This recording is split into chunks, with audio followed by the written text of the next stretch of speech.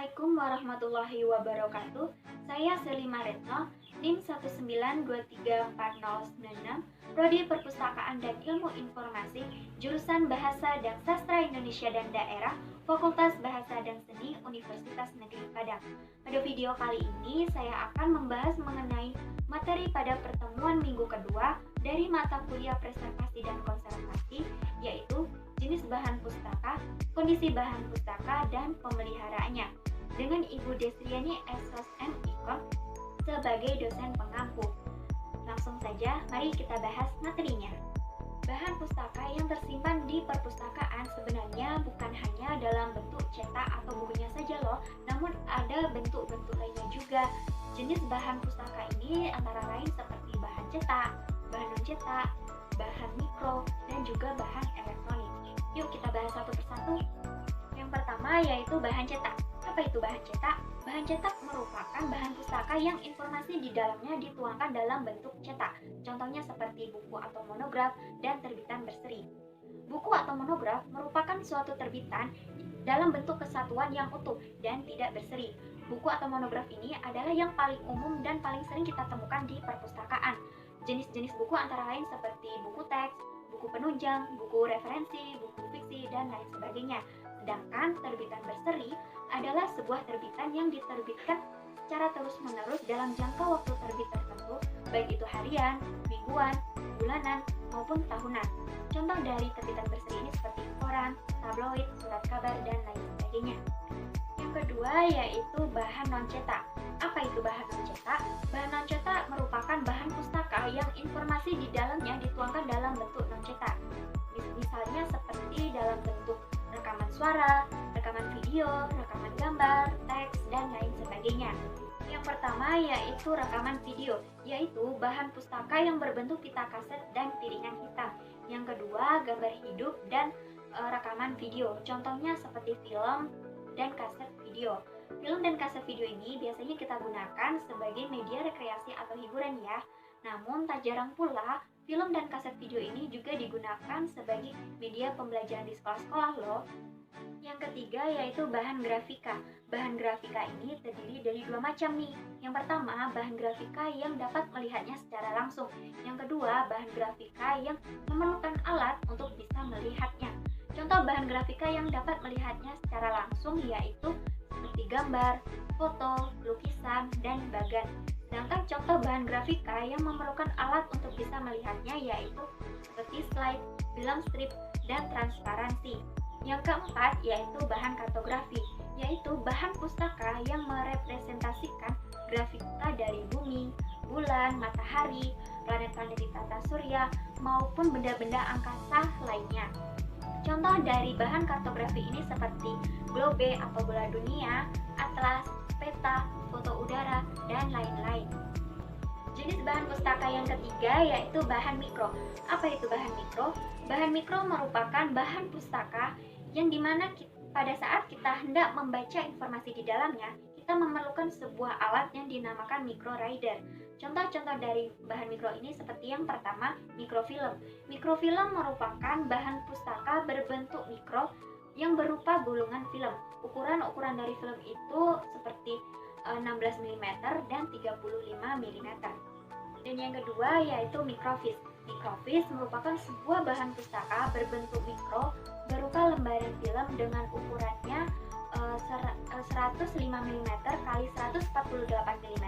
Itu merupakan ukuran standar, dan ada juga yang berukuran 75 mm kali 125 mm. Dan yang ketiga yaitu mikropakwe. Mikropakwe merupakan bahan pustaka berbentuk mikro yang dicetak ke dalam kertas mengkilat tidak tembus cahaya. Ukuran dari mikropakwe ini adalah sebesar ukuran mikrofilm. Dan jenis bahan pustaka yang terakhir atau yang keempat adalah bahan elektronik. Merupakan bahan pustaka dalam bentuk elektronik seperti pita magnetis dan cakram ataupun disk. Untuk bisa membaca informasi di dalamnya, kita perlu menggunakan komputer, CD-ROM, player, dan lain-lain. Nah, materi selanjutnya yang akan dibahas yaitu kondisi bahan pustaka. Pada umumnya, kondisi bahan pustaka ini terdiri dari 3 macam teman. Yang pertama, kondisi bahan pustaka masih dalam keadaan baik. Maksudnya apa ya? Maksud dari hal tersebut adalah di mana kondisi bahan pustaka yang ada di perpustakaan dalam kondisi baik, utuh, sehat, dan bersih. Dalam bahan pustaka tersebut tidak ditemukan adanya debu, bakteri, jamur, maupun hewan perusak seperti kutu ataupun rayap yang dapat merusak fisik dan informasi yang terkandung di dalam bahan pustaka. Kondisi yang kedua yaitu kondisi bahan pustaka yang sudah dalam keadaan kotor atau berpenyakit. Maksud dari hal tersebut adalah sebuah kondisi di mana bahan pustaka di perpustakaan sudah dihinggapi debu, jamur, bakteri, maupun hewan-hewan perusak seperti kutu buku dan rayap. Kita sebagai pemustaka yang datang ke perpustakaan untuk membaca bahan pustaka tentunya akan sangat terganggu sekali apabila menemukan bahan pustaka yang seperti itu.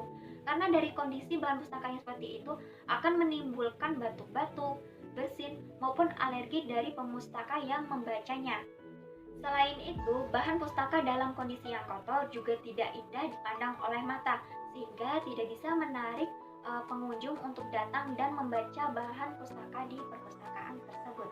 Kondisi yang ketiga yaitu kondisi bahan pustaka sudah dalam keadaan rusak atau cacat.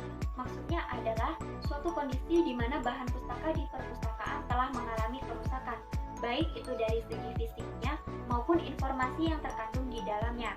Bentuk kerusakannya seperti halaman robek, kertas yang berlubang, jilidan yang rusak dan terlepas, beberapa halaman yang hilang, atau lain sebagainya. Akibat dari kerusakan-kerusakan tersebut menyebabkan pemustaka yang membaca bahan pustaka tersebut tidak bisa mendapatkan informasi yang terkandung di dalamnya secara lengkap dan maksimal dikarenakan beberapa bagian dari bahan pustaka tersebut yang hilang maupun cacat. Terhadap kondisi bahan pustaka yang seperti ini, pustakawan dapat melakukan perbaikan pada bahan pustaka. Namun, tak jarang pula bahan pustaka tersebut sudah tidak bisa diperbaiki lagi dikarenakan kerusakannya yang sangat besar dan fatal. Materi selanjutnya yang akan dibahas yaitu pemeliharaan bahan pustaka. Sebelum membahasnya lebih lanjut, terlebih dahulu kita harus mengetahui apa sih yang dimaksud dengan pemeliharaan bahan pustaka.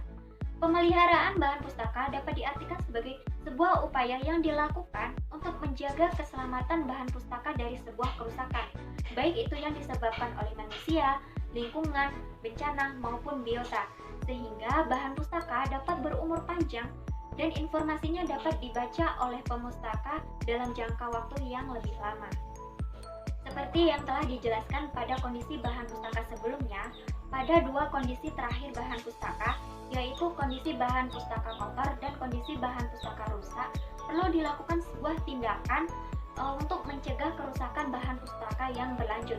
Tindakan-tindakan tersebut antara lain seperti membersihkan bahan pustaka dari debu, kutu, atau rayap, memperbaiki jilidan yang rusak, memberikan kotak pelindung untuk bahan pustaka, melakukan deasidifikasi. Maksud dari deasidifikasi ini adalah cara untuk menghilangkan keasaman pada kertas, ataupun dengan mengalih mediakan bahan pustaka menjadi bentuk mikro atau elektronik. Selain itu, pihak perpustakaan dan pustakawan juga dapat mencegah terjadinya kerusakan berlanjut pada bahan pustaka dengan cara memperhatikan lingkungan perpustakaan dan fasilitas yang ada di dalamnya, misalnya dengan rutin menyapu dan mengepel lantai, membersihkan debu, memperbaiki letak lemari penyimpanan dan bahan pustaka di dalamnya, mengatur sirkulasi dan kelembaban udara, serta mengatur cahaya yang masuk ke dalam perpustakaan. Selanjutnya, pemustaka juga dapat memberikan pendidikan kepada pemustaka yang datang ke perpustakaan berkaitan dengan pemeliharaan bahan pustaka. Selain itu, juga melakukan penyuluhan kepada para staf perpustakaan berkaitan dengan upaya pemeliharaan bahan pustaka ini. Sekian video kali ini. Apabila selama penyampaian ada salah kata maupun pengucapan, saya mohon maaf. Terima kasih buat yang sudah menonton. Saya pamit undur diri. Wassalamualaikum warahmatullahi wabarakatuh.